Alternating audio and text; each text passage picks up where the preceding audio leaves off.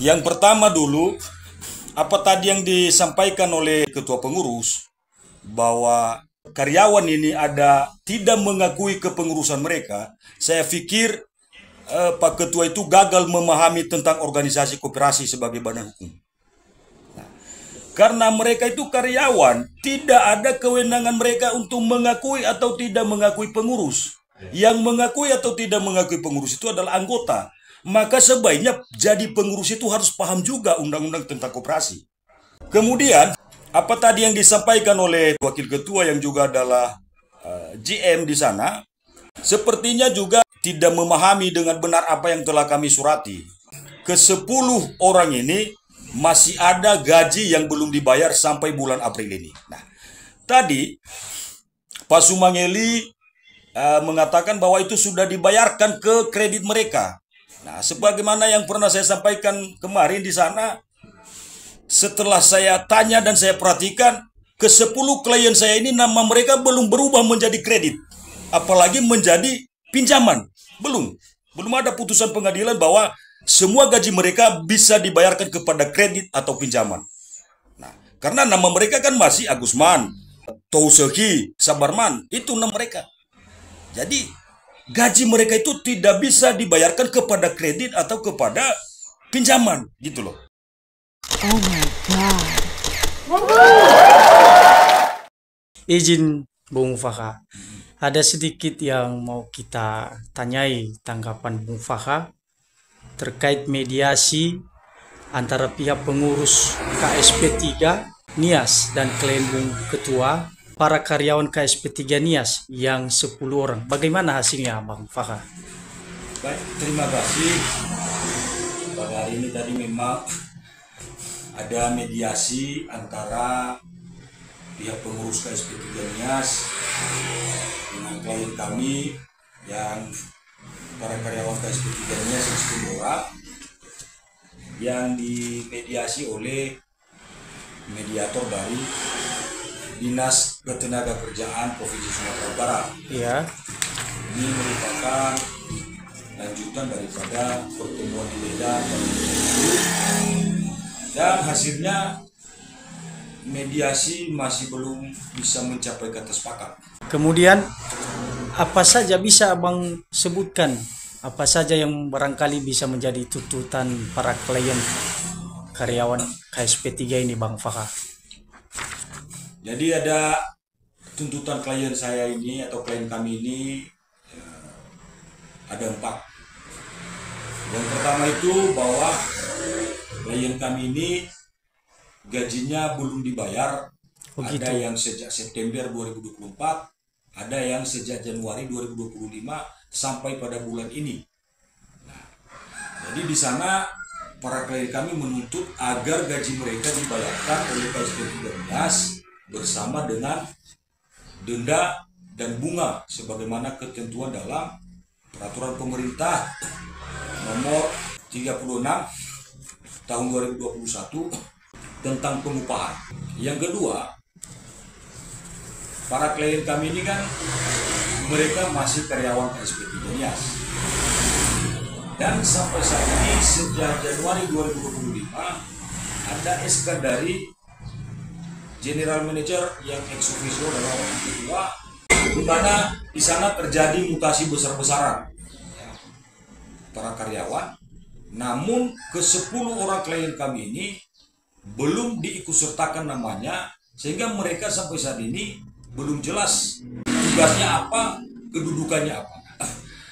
Jadi tuntutan kita di sana supaya pihak pengurus KSP 3 Nias memberi penjelasan tentang tugas atau kedudukan para klien kami ini di KSP 3 Nias. Nah, yang ketiga, di sela-sela perselisihan ini, General Manager KSP 3 Nias yang notabene adalah wakil ketua KSP 3 Nias secara ex officio sebagai GM, dia memberhentikan salah satu daripada klien kami ini. Dia mengeluarkan surat pemutusan hubungan kerja tanpa berdasarkan atau tidak sesuai dengan Undang-Undang Ketenagakerjaan dan peraturan tentang pemutusan hubungan kerja.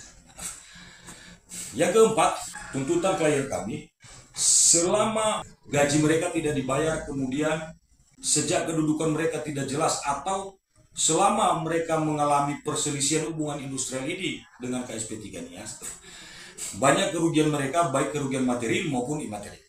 Jadi mereka menuntut supaya pihak KSP 3 Nias ganti rugi, ya, kerugian mereka baik materi maupun materi. Oh, jadi begitu. ada 4 itu poin yang kita tuntut.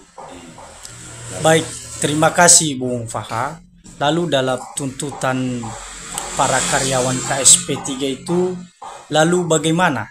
Ya, ini Bung Faha tanggapan dari para KSP 3 setelah rapat mediasi tadi pagi. Ya, Mohon jadi, tanggapannya.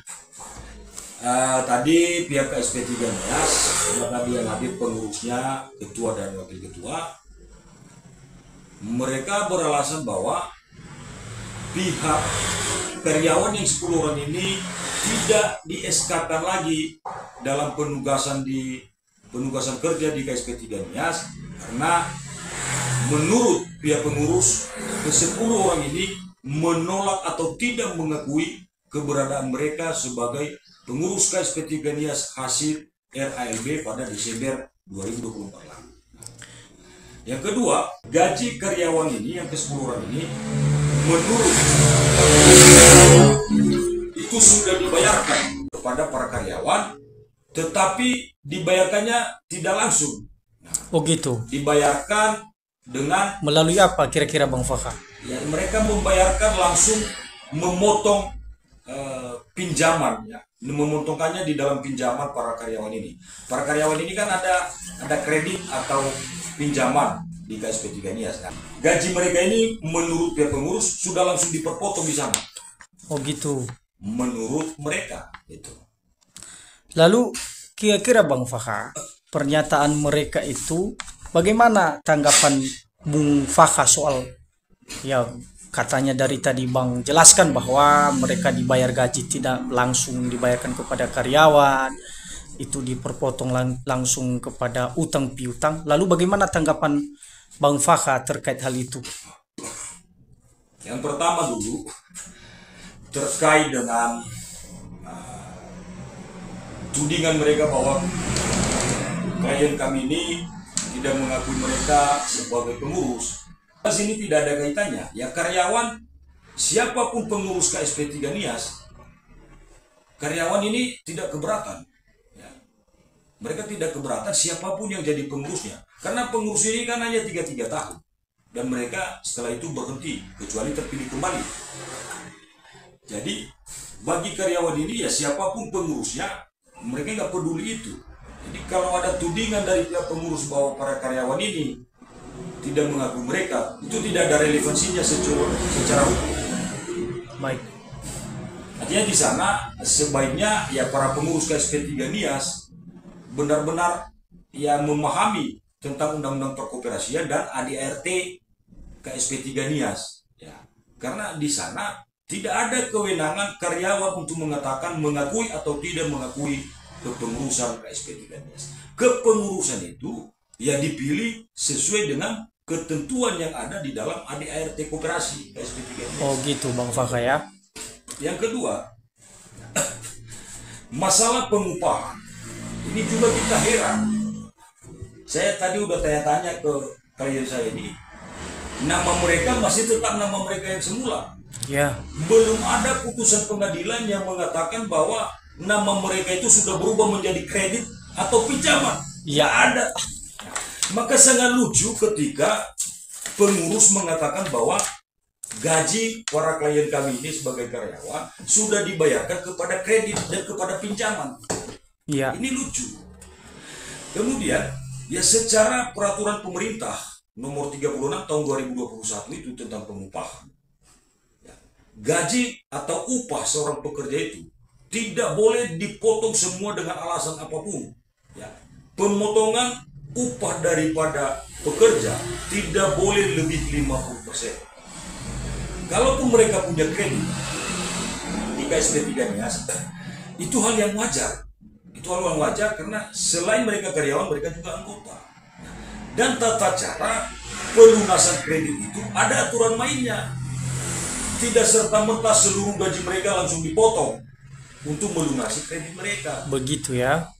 Kalau mindsetnya sudah seperti itu, saya pikir tata cara seperti itu sudah tidak manusiawi dan jelas adalah merupakan pelanggaran terhadap peraturan perundang-undangan.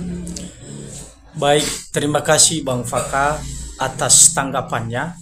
Lalu satu lagi Bang Faka ingin kami tanyakan, apabila upaya tripartit ini barangkali atau upaya mediasi ini tidak selesai dan bahkan tidak pihak KSP3 tidak mau berdamai dengan karyawan, lalu bagaimana langkah selanjutnya yang barangkali sebagai kuasa lah karyawan yang akan Bung Faka tempuh dalam hal ini?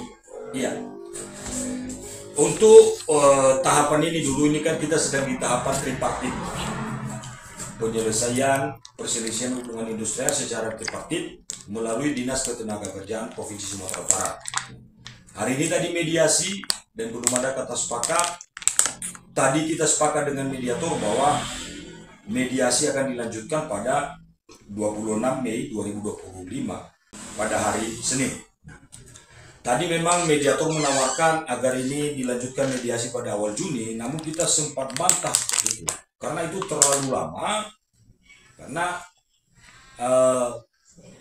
perkara ini sudah berada di tangan mediator lebih dari ketentuan peraturan perundang-undangan, sudah lebih 30 hari. Di dalam Undang-Undang Nomor 2 Tahun 2004 itu tentang penyelesaian perselisihan hubungan industrial, di pasal 15, mediator punya waktu untuk menyelesaikan secara mediasi hanya selama 30 hari. Jadi Begitu ya. sejak dilimpahkan kepada mediator, saat ini setelah dilimpahkan kepada mediator sudah melebihi waktu 30 hari itu. Nah, makanya kita tadi berharap seharusnya mediasi ini ya dinyatakan gagal dan kita berlanjut. Namun tadi mediator meminta mediasi sekali lagi, mediasi terakhir nanti di hari Senin tanggal 26 Mei 2025. Itu kita ikutin, dan nanti kalau tidak selesai di sana ya udah berarti mediasi dinyatakan gagal, dan kita mengharapkan ada anjuran dari mediator atau dari Dinas Ketenagakerjaan Provinsi Sumatera Utara sehingga kami ya, kuasa hukum para klien kami dari kantor hukum Bung Faka dan rekan akan menempuh jalur hukum melalui Pengadilan Hubungan Industrial di Medan. Jadi itulah dulu rencana. Mudah-mudahan bisa selesai di mediasi. Baik. Tapi kalau tidak selesai di mediasi, maka mau tidak mau ya, kami harus melanjutkan penyelesaian perselisihan hubungan industrial ini di Pengadilan Hubungan Industrial.